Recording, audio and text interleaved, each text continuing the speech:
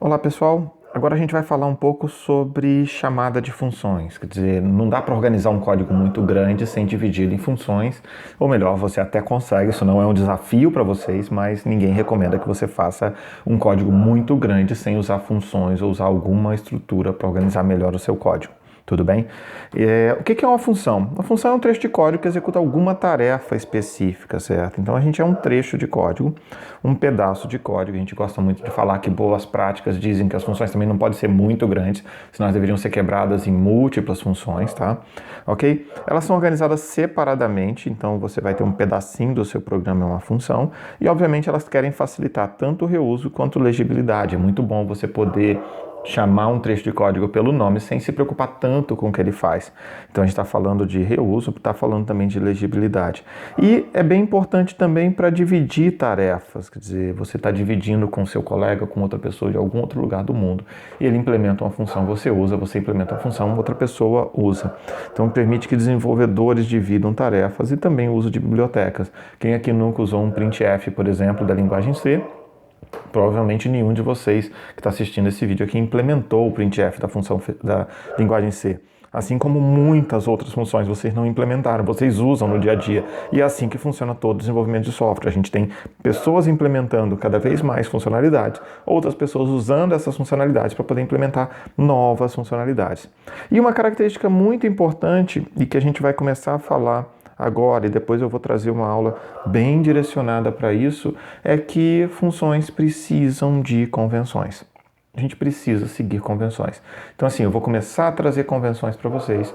E por que elas são convenções? Porque a gente vai ter que combinar coisas entre vocês e entre pessoas que estão em algum outro lugar do mundo que vai ver o código de vocês. Mas, antes da gente ir muito para frente, vamos pensar numa função chamada menor. Eu quero uma função que retorne o menor de dois números. Se eu vou receber x e y como parâmetros, a gente quer retornar o menor desses dois números, tá? Tudo bem? Aqui eu, por questão de espaço, eu não escrevi esse outro int y, mas é int x, int y aqui no nosso cabeçalho, tá? Bom, a gente precisa definir uma função menor. Função menor é bem simplesinha de fazer. Tudo bem? O que a gente vai fazer? Eu vou definir um label, que é o menor, botar um R, né? Eu tenho um label aqui que é o menor. E aí o que a gente quer saber? Eu vou receber o x e y, eu preciso definir onde esses caras vão vir. Então eu vou colocar que esse cara veio no A0 e esse aqui no A1. Aqui começa a aparecer a primeira convenção, a gente vai detalhar mais, mas todos os parâmetros das funções começam pelo registrador A0. Se a minha função tem um parâmetro, ele vai estar no A0. Se a minha função tem dois parâmetros, ele vai estar no A0 e no A1. O terceiro parâmetro na função no A2 e assim sucessivamente nos nossos registradores disponíveis. Sempre surge a pergunta que é: eu estou usando o A0 para outra coisa, posso passar o primeiro parâmetro pelo A1? Você pode fazer o que você quiser, mas aí você está furando uma convenção, o que é um grande problema. Então aqui nessa disciplina e em todo o código que você escrever em Assembly na sua vida, você não vai furar essa convenção. Tá? Então não estou falando que é só uma questão que o Rodolfo, professor dessa disciplina, está falando para você, é que se você está escrevendo Assembly, você tem que seguir as convenções de código em Assembly. Por quê? Porque o seu programa vai ser usado por um compilador, e esse compilador você não vai conseguir combinar uma coisa diferente para ele, certo? Então você vai ter que usar. Então o primeiro registrador, x, está no A0, o segundo parâmetro, y, está no A1. Tá bom para vocês? Ok, e aí eu preciso então comparar o A0 com o A1 para poder testar alguma coisa. O que eu vou fazer? Eu quero pegar o menor deles, então eu vou fazer assim, ó, branch if less than. Então se o meu x0 é menor que o meu, se meu x é menor que meu y, eu vou para o fim, já está tudo certo, né? Eu não preciso fazer nada, deixa eu só anotar aqui, esse cara aqui é o x, esse cara aqui é o y. Tá? Então, se meu x é menor que o y, eu vou para o fim, eu não tenho nada que fazer. Se ele não é menor do que o y, o que eu faço? Eu vou colocar. Eu vou copiar o A1 para o A0. Mas por que eu vou copiar o A1 para o A0? Aqui vai aparecer a nossa segunda convenção. A nossa segunda convenção, deixa eu completar esse código, né? Então, o nosso fim está aqui, tá? E eu vou, depois do fim, eu retorno. Então, nós temos a primeira convenção nossa,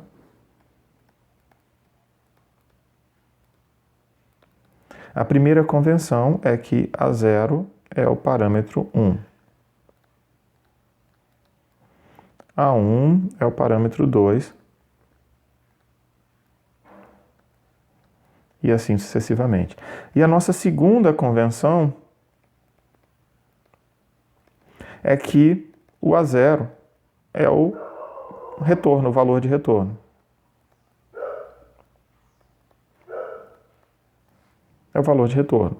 Se eu precisar de mais outro valor de retorno, eu uso o A1 também. Então, A1 é o segundo valor de retorno.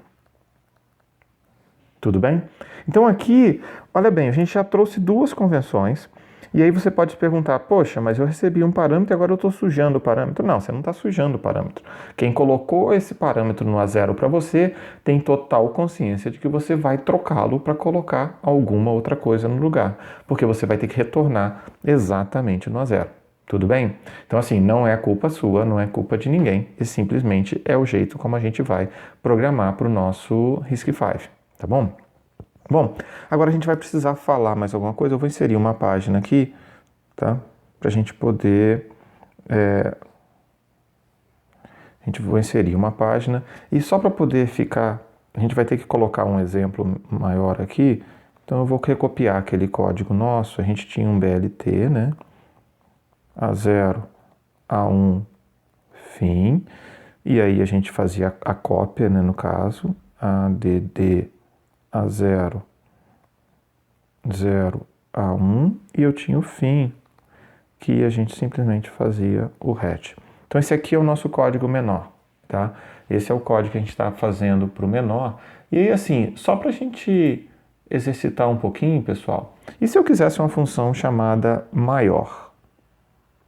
Vou colocar aqui embaixo. Eu vou pedir para vocês apertar o botão de pausa nesse vídeo, ó, colocando até aquele símbolozinho de pausa para vocês. Aperta esse botão de pausa aqui e volta aqui dentro de alguns segundos tentando fazer a implementação da função maior. Pode ser? Ok, pessoal, como é que a gente faz para poder fazer a superfunção maior? A superfunção maior, eu quero agora, se agora eu quero retornar o maior de dois números, e eu recebo novamente em A0 e A1, e eu quero retornar no registrador A0, afinal isso é uma convenção, a gente não pode fugir. Esse código é praticamente idêntico. O que eu posso fazer aqui? Eu simplesmente inverto os registradores. O que significa isso? Se o A1 é menor do que o A0, significa que o A0 é o que está correto. O A0 é o maior dos números. Então eu simplesmente inverti o A0 com o A1, e aí a gente pode fazer exatamente o mesmo código que estava aqui anteriormente.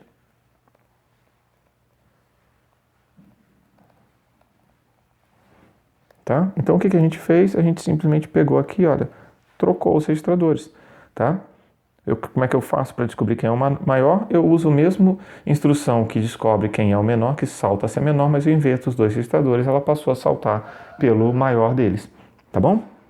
Ok? Então esse aqui é um código, só para mostrar para vocês que eu posso fazer um código tanto para o maior quanto para o menor, mas aí a gente quer virar aqui e montar um código para a gente, que é um código que vai chamar essa função. Então agora eu vou escrever meu código do main.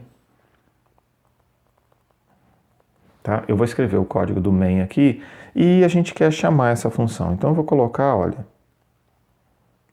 ADDI, eu vou guardar algum valor no A0, e eu vou colocar o valor 10. E eu vou fazer alguma coisa no A1, e eu vou colocar o valor 7. E aí a gente simplesmente faz call menor. E pronto. Com isso, eu chamei a função menor. Depois, aqui nesse momento aqui, A0 vai ter o valor 7, porque eu chamei a função e ele vai ter o valor 7, tá? Tudo bem? E aí, se eu quisesse calcular o menor de 5 elementos, por exemplo, eu poderia simplesmente virar, ou de 3 elementos, não vou colocar tantos aqui, né? Então, eu vou colocar aqui, ó, no A1, quem é o outro terceiro elemento. E vamos supor que o terceiro elemento fosse o elemento 40. Eu simplesmente vou lá e faço call menor. O que eu estou fazendo? Eu tenho dois valores que eu calculei da primeira vez, o 10 e o 7. Eu chamei o menor, ele pegou o menor entre 10 e 7, deixou já no A0. Então aí eu coloquei só no A1 o valor 40 e eu chamei o menor. Observa que nesse caso aqui, o A0, ele continua com o valor 7. E eu poderia virar e fazer, ó, ADDI a 1,0,3 call menor, e aí eu sei que nesse momento o A0 nosso ficaria com valor 7, não, ficaria com valor 3, porque a nossa função está correta ali e ele vai funcionar. Então, e ele vai pegar sempre o menor dos dois, nesse caso é o valor que está no A1. Tá? Então, pessoal, olha bem, eu consigo chamar a minha função múltiplas vezes sem o menor problema, tá vendo? E aí tem uma pergunta bem interessante para vocês. Como que essa instrução aqui, ou essa instrução aqui, sabe para onde voltar? Eu chamei esse cara 3 vezes. E se eu chamei esse cara 3 vezes, esse cara aqui, o hatch, ele vai ter que voltar 3 vezes. E aí ele vai ficar na dúvida para onde voltar? Ele tem que ter certeza para onde voltar. E ele precisa voltar da primeira vez aqui, da segunda vez aqui e da terceira vez aqui. Como é que funciona isso, certo? Aí a gente começa a trazer e tentar fazer a ligação exata do que a gente está trabalhando, tá? Então, no fundo, a nossa instrução de call, eu vou rolar aqui um pouquinho para poder escrever, a nossa instrução de call, ela é uma instrução, na realidade, de JAL, Jump and Link. E aí, na hora que a gente faz isso, eu tenho, se a gente olhar exatamente a codificação dela, ela me pede um registrador aqui e me pede o nome da função, no nosso caso, menor. E aí aparece uma outra convenção nossa aqui, que a gente sempre coloca um registrador chamado RA. RA porque é o nosso Return Address. Então, é o nosso endereço de retorno. Então, a gente está fazendo sempre para o RA. E aí, o que está acontecendo aqui é que o nosso hatch, na realidade, ele é uma instrução de JR-RA. Olha que legal, então. Então, essa instrução aqui, call menor, ela vai saltar para o menor e vai guardar no registrador RA o endereço dessa instrução debaixo dela. Então, cada vez que eu tenho um call, eu vou guardar no RA o endereço da próxima instrução. Porque aí, quando eu vou chamar o hatch ali, ele vai lá e pega o RA e devolve para a gente. Tudo bem para vocês? Então, assim, vamos voltar aqui nesse código só para mostrar. Então, vamos supor que essa instrução aqui estivesse na posição 0, essa aqui na posição 4, essa aqui na posição 8, essa aqui na posição 12, 16, 20, 24 e a próxima 28.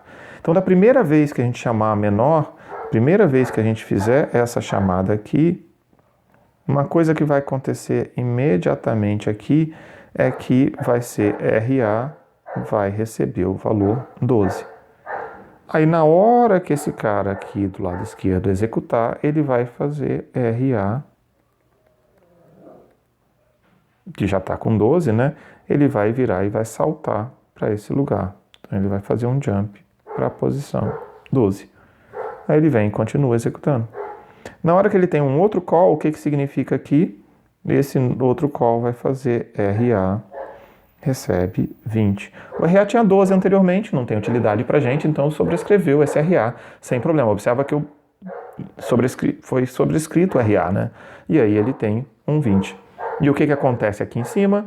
Na hora de executar, esse cara vai saltar para o 20. E vai acontecer a mesma coisa aqui, a gente vai ter o 28, tá? E aí o que vai acontecer? Ele vai ter que saltar para o 28 aqui. Então, uma função sabe para onde voltar, porque existe uma convenção ali que na hora de chamar qualquer função, a gente sempre chama a função guardando o endereço de retorno, quer dizer, guardando o endereço da próxima instrução. Então, quando a função acaba, ela fala, ok, eu volto para o lugar onde eu deveria acabar. Tudo bem? Só que aí nós temos um outro problema, né? Main também é uma função. Então, alguém chamou main. E alguém chamou main e guardou no RA alguma coisa. Alguém guardou no RA o endereço que ele esperava que retornasse, tá?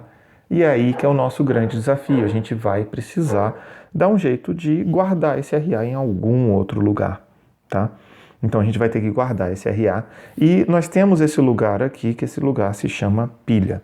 Então aqui a gente vai precisar pegar o nosso RA e guardar na pilha do processador.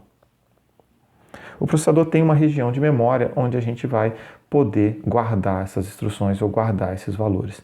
Aqui, gente, eu vou mostrar então um trechinho de código que a gente consegue fazer essa gravação e depois a gente vai falar um pouquinho mais sobre pilha mais para frente. Mas para poder guardar na pilha, eu tenho novamente uma outra convenção que é o registrador SP, que é o registrador que aponta para a pilha. E esse registrador SP eu preciso atualizá-lo. Então eu vou colocar o registrador SP, eu vou falar que eu preciso de espaço na pilha para um valor, quer dizer, então estou puxando 4 bytes ali, e eu vou guardar, certo? Eu vou guardar o nosso RA na pilha, na posição apontada para SP. E aí significa, na realidade, esses endereços aqui já deixam de valer, né? Porque eu tive que incluir 2 instruções antes, certo? E aí eu preciso agora avançar e também, antes de chegar aqui no final, para a nossa função main, eu preciso fazer exatamente a nossa volta, que é carrega o RA da pilha e atualiza a pilha, ok? Então a gente vai fazer o ADDI nosso com SP, o 4 aqui. Tá? A gente vai voltar nisso aqui, tá? A gente vai voltar depois exatamente nessa instrução, mas eu queria mostrar essa informação para vocês. Então, aqui, só voltando aquele código nosso original, e aqui a gente teve que inserir, esse é o nosso código de chamada do menor, observa que eu estou chamando com números diferentes, tá? Eu usei um exemplo para vocês lá de chamada diferentes, mas o importante é que eu preciso inserir esses 2 trechos de código aqui para manipular a pilha. Qual é a ideia geral? A ideia geral é que a gente precisa guardar elementos na pilha antes, em especial o nosso RA, tá? Mas se eu precisar guardar outros registradores, eu também vou poder guardar outros registradores, tá? Que é a nossa pergunta aqui anterior, né? Eu vou trabalhar para poder colocar os registradores e colocá-los na pilha corretamente. Tá bom? Então esse é o nosso trecho de código. Se eu precisar guardar, por exemplo, mais registradores, o que significa? Esse 4 aqui nosso, ele representa que eu preciso de 4 bytes, porque um registrador nosso tem 32 bits. Então se eu precisasse, por exemplo, guardar mais registradores, eu poderia fazer -8 e eu teria espaço para 2 registradores. E aí eu colocaria o SP e depois eu poderia colocar um outro registrador, vamos supor aqui o nosso S0, na posição da pilha. O que vai acontecer aqui embaixo? Eu vou ter que fazer, vou trocar esse 4 aqui por um 8 e eu vou colocar o nosso load do S0 do 4 SP. Observa bem o contexto invertido aqui, tá, pessoal? Olha, a gente tem o ajuste da pilha, tá vendo? Por fora, e depois eu tenho essa sequência aqui. Isso facilita muito a nossa legibilidade. Dá para embaralhar a ordem, mas seria muito legal vocês manterem essa ordem. Quais outros registradores a gente pode precisar fazer na pilha? A gente vai aprendendo e vai começar a falar sobre alguns deles na pilha daqui a pouco, tá? Mas nesse momento aqui, eu gostaria de lembrar para vocês, a gente precisa guardar registradores na pilha, a gente precisa trabalhar com eles. E é justamente nesse momento que eu vou falar, eu vou trazer essa figurinha para vocês, quem está dirigindo do lado certo, né, da pista, né? Se a gente estiver na Inglaterra, a pessoa vai pela esquerda, no Brasil ela vai pela direita. Na Inglaterra ela vem pela esquerda dela, para a gente estar falando que ela vem pelo lado direito.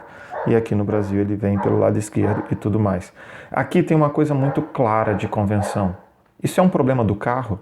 Se eu pegar um carro no Brasil, eu sou capaz de andar aqui do lado esquerdo? A gente é capaz, né? Não tem o menor problema. Esse carro não vai parar de funcionar, tá? O que é uma convenção?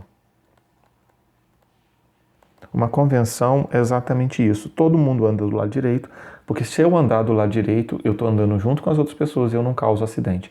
Então a gente tem que tentar lembrar que uma convenção, eu seguir uma convenção, eu estou permitindo que mais coisas aconteçam desse mesmo jeito, certo? E mais ações podem ser simplificadas por causa dessa convenção. E aí vocês vão virar e vão perguntar, poxa, mas essas convenções acontecem em qualquer lugar? E eu trouxe um slide aqui com múltiplas convenções para vocês, né? Essa maçaneta aqui, quando a gente quer abrir a maçaneta, é muito claro que a gente normalmente quer puxá-la para baixo.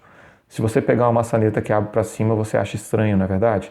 Pode existir, não é um problema, você não vai chamar isso de defeito, às vezes você até pode querer, mas você não vai chamar isso de problema. Esse parafuso aqui, a gente sabe que se eu girar para esse lado aqui, eu estou desparafusando e para o outro lado eu estou parafusando, certo?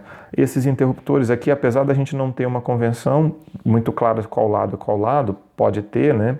O que a gente sabe é que se esse lado está apertado, esse lado está apertado, esse lado está apertado, é bem provável que as 3 lâmpadas ou estejam acesas ou estejam apagadas. É pouquíssimo provável que eu tenha uma lâmpada acesa e outra apagada aqui, exceto naqueles modelos que a gente configura com mais de um interruptor para acender a lâmpada. Algo bem comum aqui, a gente está convencionando o 0 aqui, está falando que está apagado, então essa lâmpada está apagada, certo? Esse sinal de cima é pare, esse aqui, atenção, esse aqui pode seguir, então a gente tem uma convenção também.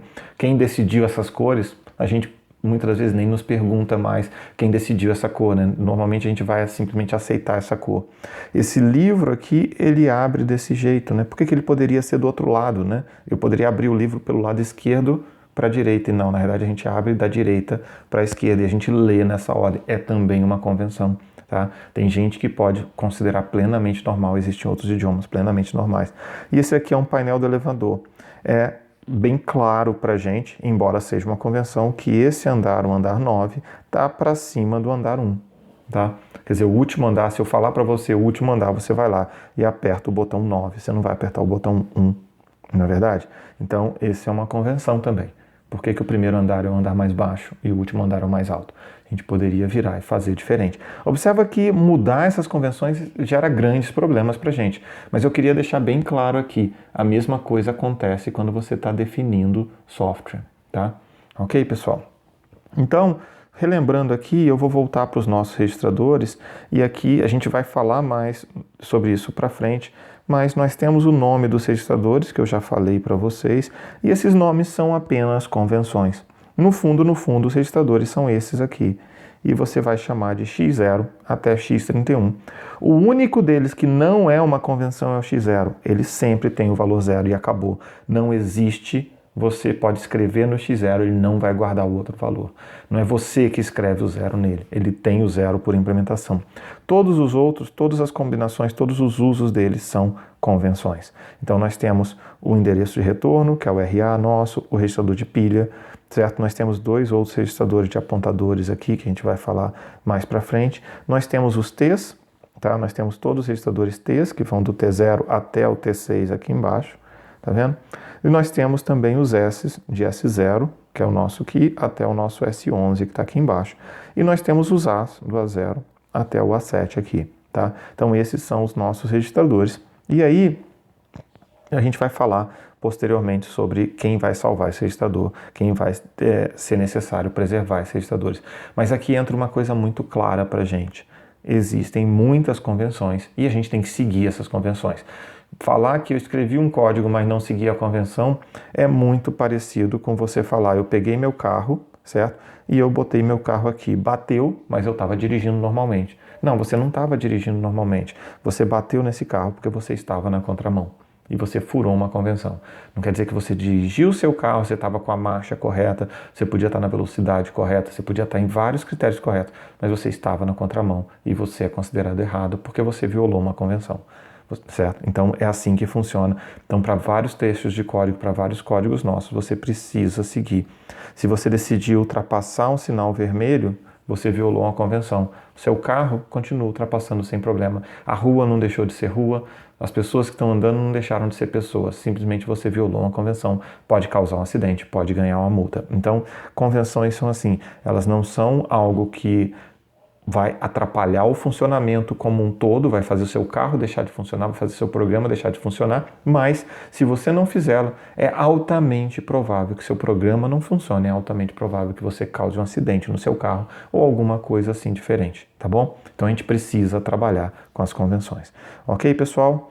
Então a gente vai parar por aqui, eu volto falando sobre pilhas e convenções no nosso próximo vídeo. Até mais então.